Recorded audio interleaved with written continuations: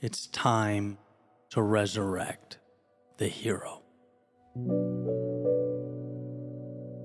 Now, this resurrection is about no longer avoiding darkness and instead going into the darkness, confronting it and emerging with a deeper sense of self. It is that death and rebirth.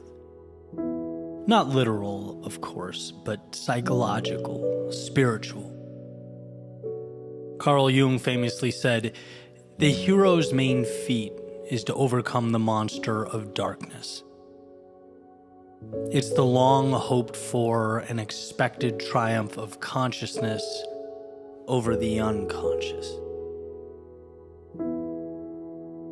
I want you to imagine this. There's a story about a samurai who was sent off to slay a mighty beast. Rumors around the town all speculated that this beast was ruthless. He was towering. That no one had ever entered the beast's cave and returned. So the samurai mentally prepared. He said goodbye to his loved ones. He packed his sword and set out on the journey. Across rivers, over mountains, through storms, he battled exhaustion, fear, doubt. And then he finally reached the mouth of this cave. And before stepping in, he kind of peered in at the darkness. Nothing. Moved in, one step at a time, slowly. There was no roar, no shaking earth, no snarling teeth. Only silence and a mirror. No monster, just a reflection. It turns out there was never a beast out there. It was the shadows within him, his anger, his grief, pride, fear. And in that moment, he realized this battle could not be won with the sword. This battle demanded truth. And that's what we miss, isn't it? We prepare to fight the world thinking it's the external that breaks us. It's the critics, it's the failure, the loss. But often, what defeats us lives inside us. The resurrection of the hero doesn't begin with applause, it begins with awareness. With the courage to look inward, to confront what we've buried, to sit eye to eye with our own demons, and choose to rise anyway. I'll never forget hearing Admiral McRaven say that it is in our darkest moments we must be our very best. I found it moving, almost to the point of tears, and I guess after spending some time thinking about it, I realized I felt that way because buried beneath his quote is the implication that we can, that strength in such moments is required, that when we feel like the world is too heavy, we are capable of being more than we've ever been. How powerful a thought. And so the question is, are you willing to face it? To look the monsters in the eye and say, I can rise above. X, Y, Z has been holding me down, and I'm going to dismantle the entire thing, false narrative by false narrative. I am worthy. I can get what they have. I do owe myself greatness. I can keep promises that I make to myself. I can measure up to my own ideals. The only question is whether you're willing to look right into that reflection. To stop projecting out at the world and seeking imaginary monsters outside the cave. Nothing external is an adversary. In fact, I'd go as far as to say we are confusing adversaries for mere variables and minor details. You're not your past. You're not old stories. You're not your excuses. You're not what's being said about you.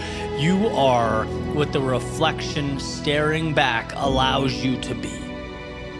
You are the strength buried beneath those shadows, so long as you face them, so long as you immerse yourself into them. It's time to resurrect that hero, to stop running from your own potential and step right into the chaos, to point the compass directly at the storm so that you can become the person capable of weathering it. Most will run away. Most will let the best of themselves fade to black, dissipate into the sands of time. But you, in this moment, can resurrect the hero. No magic, no tricks, no miracles, but simply by knowing it already exists within you. Knowing that the two eyes staring back in the mirror are begging you for courage, pleading that you start this journey of a lifetime. So no matter how heavy the world feels, no matter how impossible the road ahead seems, don't turn back. Don't wait. Resurrect the hero.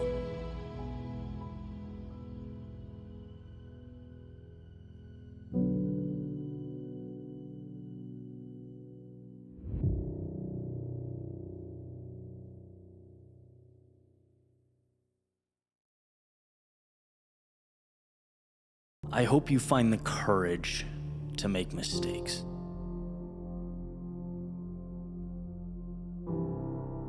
To fall on your face.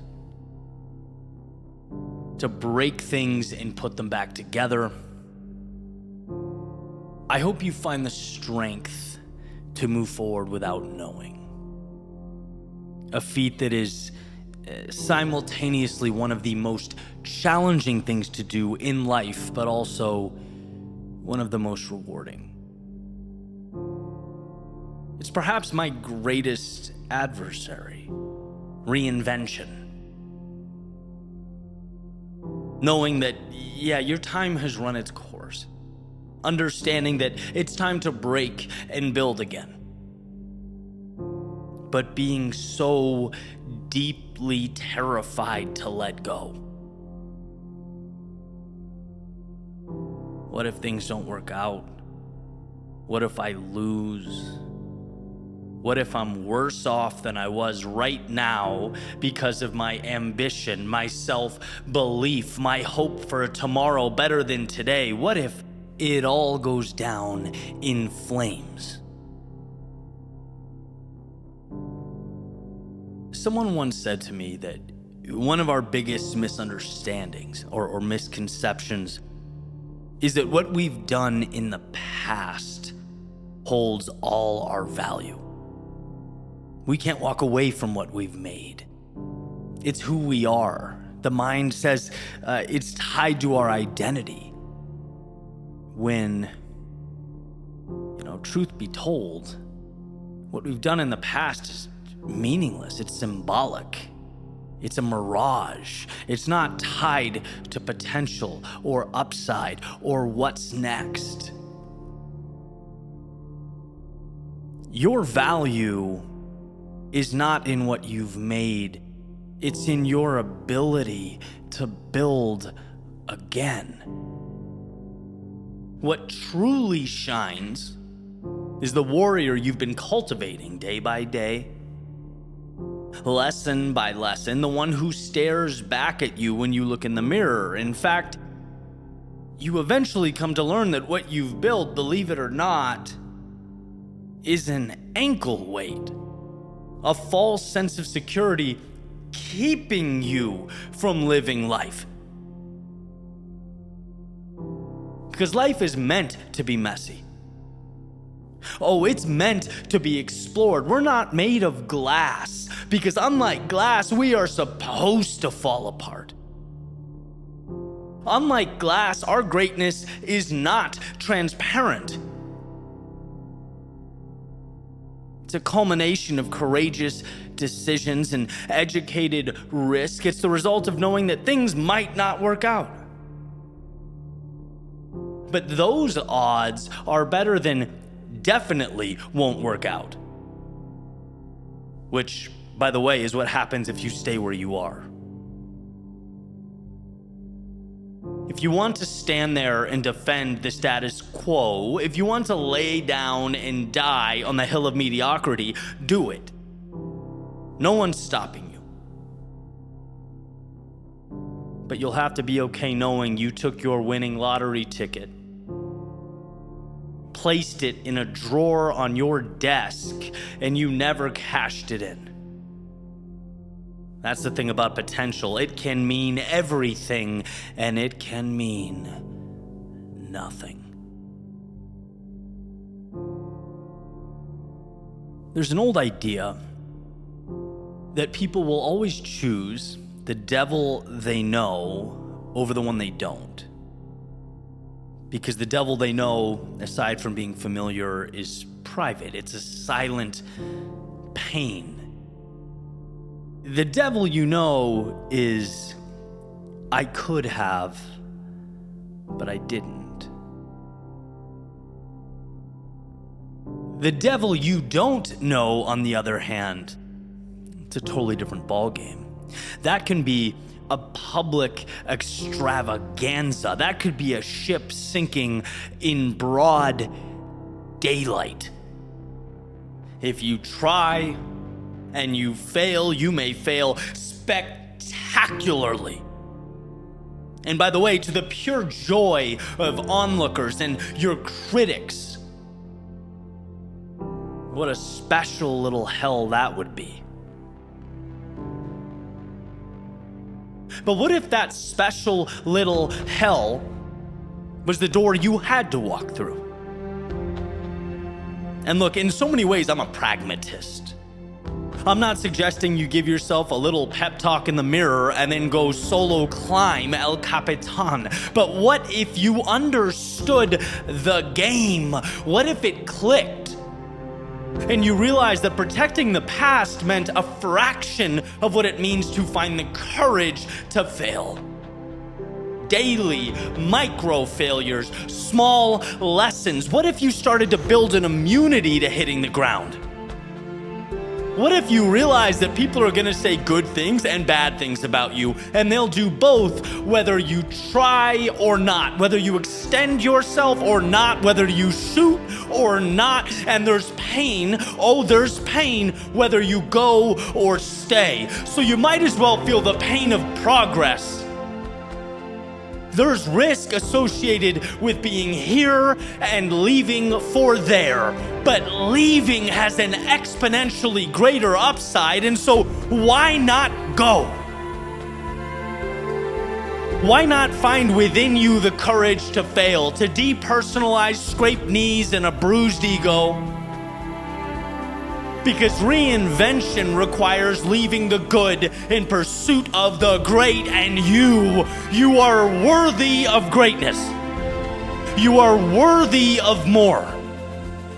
Yeah, for you, but lift your head up, because it's also for those who mean the most to you. It's for the souls you will inspire along the way. And I know how daunting the task feels. Not only the unknown circumstance waiting outside, but the possibility of losing what you have now. I swear to you, I resonate with that more deeply than you could imagine. But it's time. Right now, it's time to go. It's time to take some L's so that you can use them as stepping stones. And man, I hope you find the courage to make mistakes. To fall on your face, to break things and build them again. I hope you find the strength to move forward without knowing. A feat that is simultaneously one of the most difficult things to do in life and most rewarding.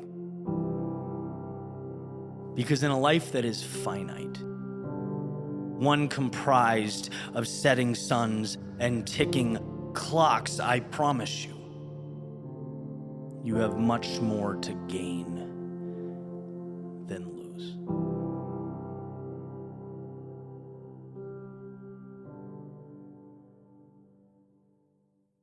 The world you're dreaming of is ready when you are. There's a mountain range I can see from my rooftop.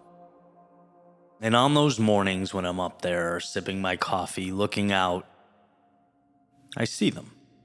Same peaks, same shadows, same silent challenge that seems to call. I've always wanted to climb it since I've been here.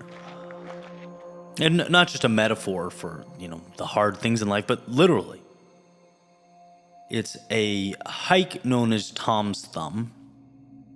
And I've always wanted to go to the top. Just haven't made the time, right? But, I've sort of fantasized about being on top of that mountain and looking back at my home from that vantage point as the sun is coming up. Kind of the inverse of the view I get from my roof every morning. I think something in me knows that the mountain is not waiting to be discovered. It's there. It's very clearly there. It's waiting on me. It's whispering, hey, ready when you are. See, most of us wait. We wait for clarity, for confidence, for the timing to be perfect. But the truth is, the climb doesn't begin when the path is easy. It begins when you choose to take that first step. A power, check this out, that is always within your control. Fate whispers, ready when you are. I have a friend who works in the oil industry. Very rough conditions, right? Long weeks away from home, sun up to sundown, no real rest, no room to breathe. And, that takes a toll on people, right? And behind the paycheck was something darker, a silent war with his own mental health in dealing with that situation. But he never really talked about it. And as he describes it, none of the guys really did. Because in that world, pain is something you bury. It's not something you say out loud.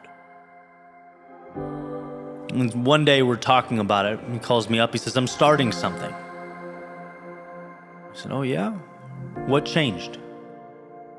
He said, I'm tired of watching good men go through such difficult times. Someone has to talk about this.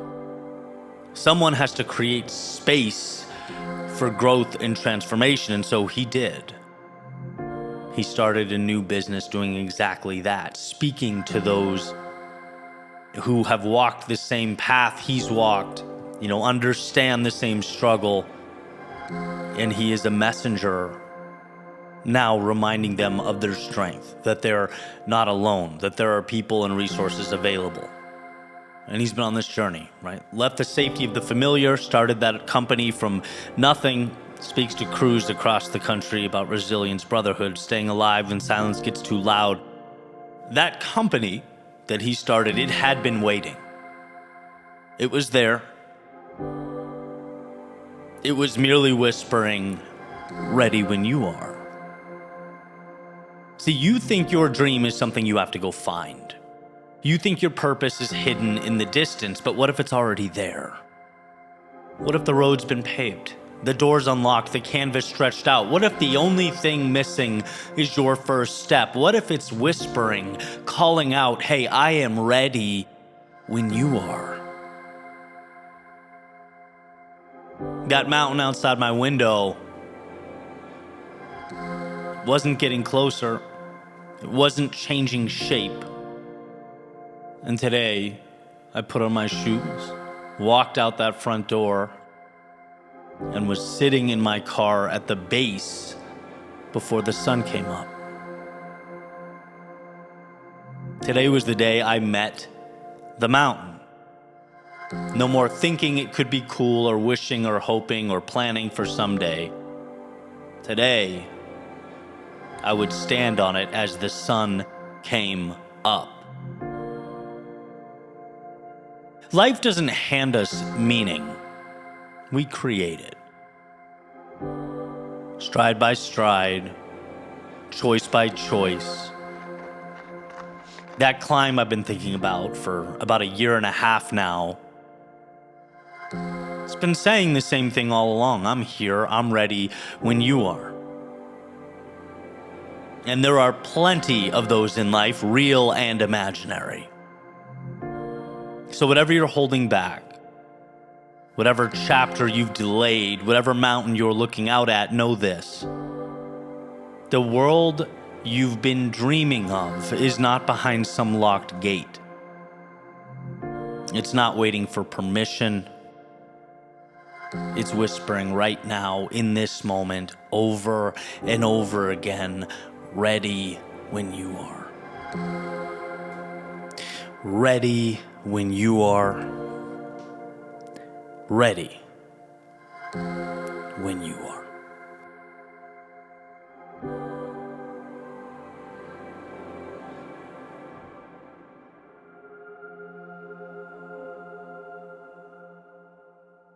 There's a moment always in every workout, every pursuit, every journey worth taking, where the weight feels just a little too heavy. The fire burns just a little too hot.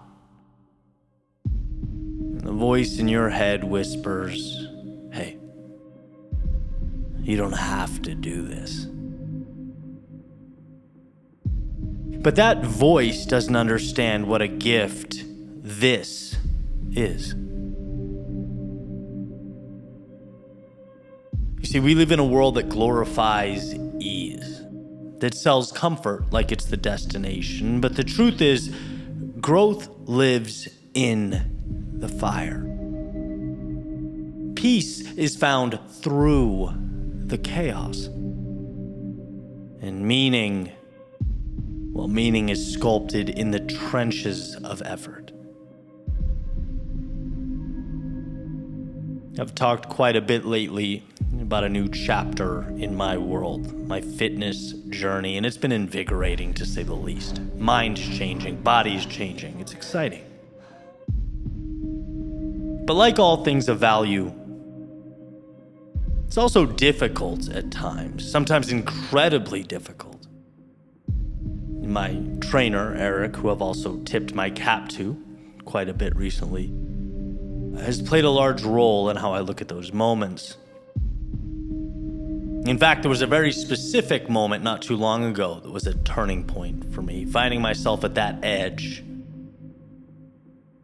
About 15 minutes into a 20-minute ab session. My legs are shaking. Core is screaming from doing a hold, right? Where you're kind of on your tailbone, leaning back. Your feet are lifted off the ground and your hands are in the air. And my body's fighting, my mind's racing, my breath is short. And I close my eyes, thinking that, I'm gonna have to drop my feet for a second. I'm gonna have to rest here. And I start hearing Eric. He's doing the workout next to me, break into prayer as he's doing the same full body hold. Starts quiet, then I start making sense of what's going on around me. He says, "Thank you, God, for the opportunity to do this with my brother Eddie, to get stronger. The opportunity to grow and step into the person I know I can become. Thank you. Thank you for this moment.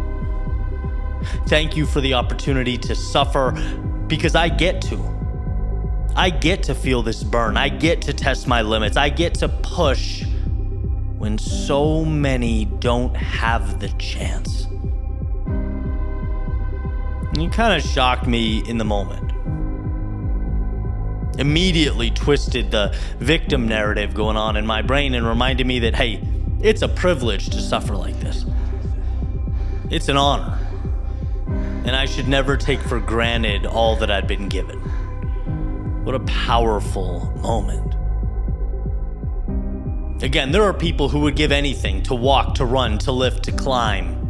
And here I am, drenched in sweat, heart pounding, body trembling, alive. This is not punishment. This is privilege. See, somewhere along the way, I think we confuse discomfort with danger, difficulty with doom. But suffering, the right kind of suffering, the voluntary kind, it's sacred. It's the arena where identity is forged. It's where weakness becomes wisdom, where potential becomes power. No, it's not about being a masochist. It's about reverence. Reverence for the gift of giving everything you have to something that matters, that means something to you. It's paying respects to your evolved self. You suffer in training not because you hate yourself, but because you love who you're becoming. And by the way, that doesn't end in the gym. In fact, it starts in the gym and carries out into the world. Every meaningful thing you'll ever build will demand a piece of you.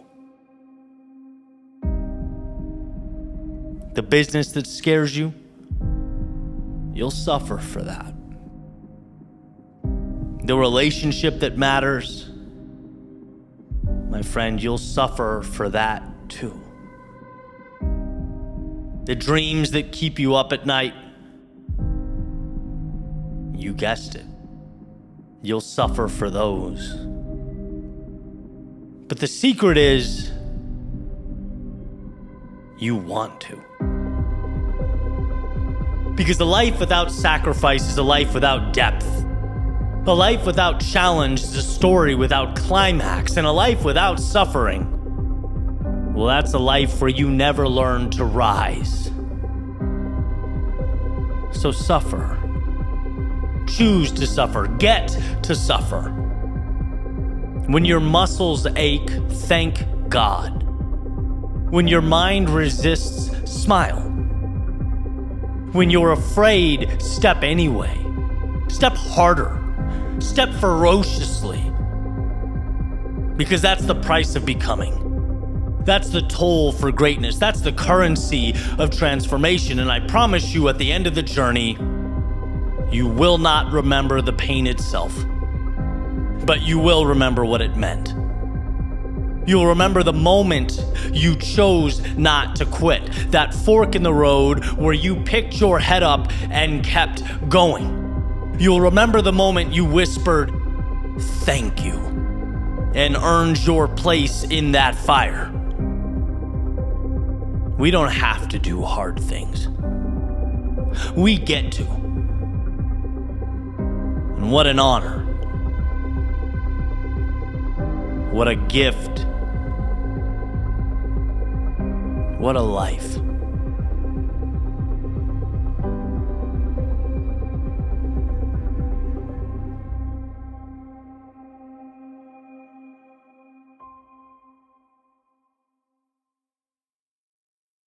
You are always one decision away from a totally different life. It's one of my favorite ideas. It is what I lean on most when moving through some of the most difficult chapters of life. And I think it points to something very important. It points to our tendency to forget how much control we have over our own realities. And not just the small things, but the big things, right? The things that truly challenge us and push us, the things that often feel just beyond reach, larger than life. This idea reminds me that that's not the case. I'm going to give you a few quick examples for context, right? They're very basic. You've heard them before. The first is my health. What changed everything was the decision to start associating with people who knew more and were willing to help. Not rocket science. But at the time, I would have said, it absolutely is. Right? I started to piece by piece realize that everything was solvable. And even some of the things that weren't totally solvable, like an elbow issue, for example, it could be made better to the point where I could work around it. It didn't have to prohibit me from living my best life. It wasn't the giant problem I made it out to be in my mind. The list continues on. My work, every day hating what I was doing, until one day I thought, well, no, that's enough, right? The pain of the unknown is better than this silent, slow withering away. That's pain. And did I know what I was doing? No. Did it bring about a new type of discomfort altogether that I hadn't ever experienced? Yes. But it put me, for the first time in my life, on a trajectory to figure things out. Last example, the wrong romantic relationships, the wrong business partnerships, the wrong people in your circle. You only need to decide once, no more. You only need to decide once, hey, I'm out. I deserve better. Then you begin a process of healing and self-recreation. See, we don't act very often because we don't know what the solution is. And on its face, that's practical, right? That makes sense. But it's not a reason to keep yourself in a prison of discontent. I think for two reasons. One, the misalignment you're feeling, that feeling in your stomach that things are not right, is in and of itself a reason to go, to change, to adjust. And two, you don't start with the answers. You pick up answers along the way.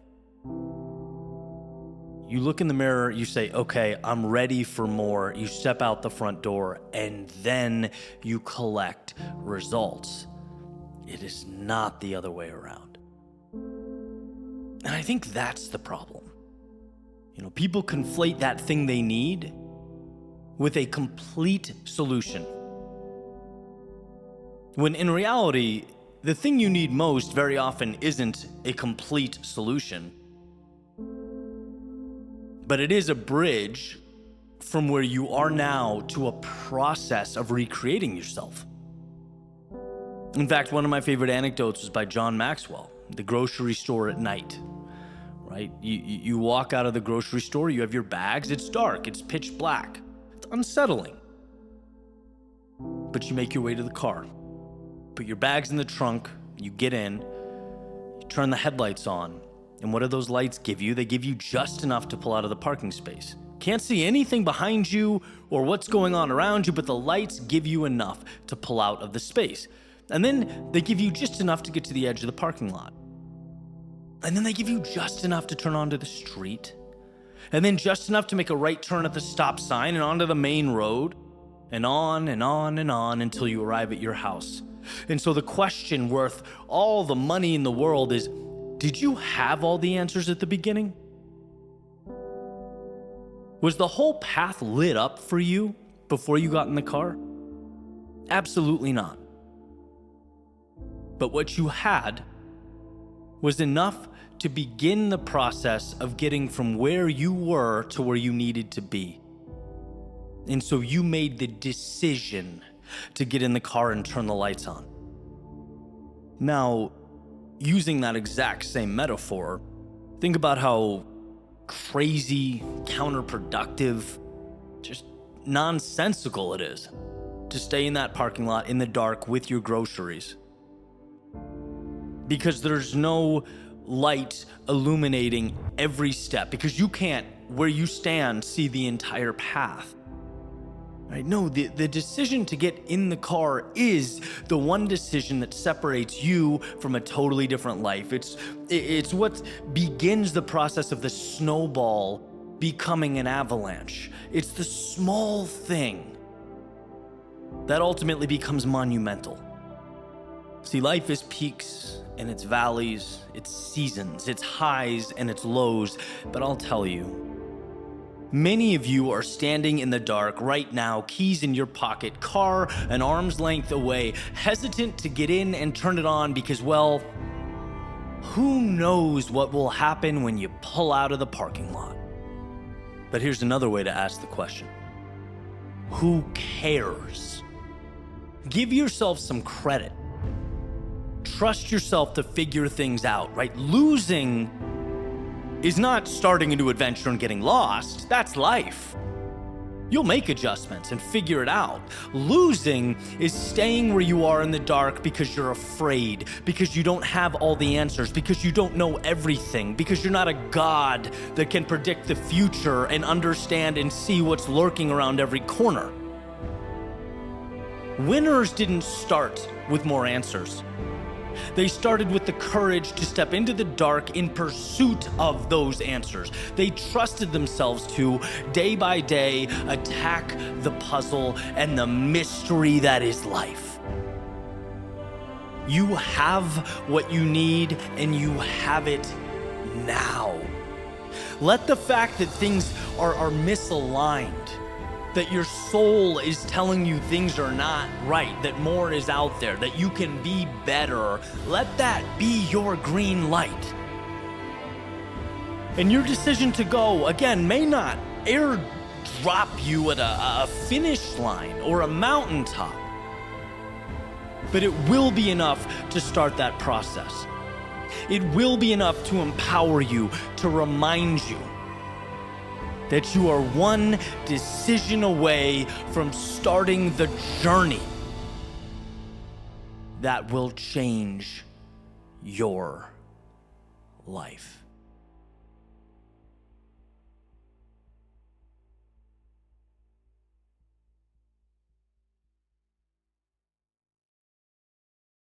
It was an opportunity the entire time.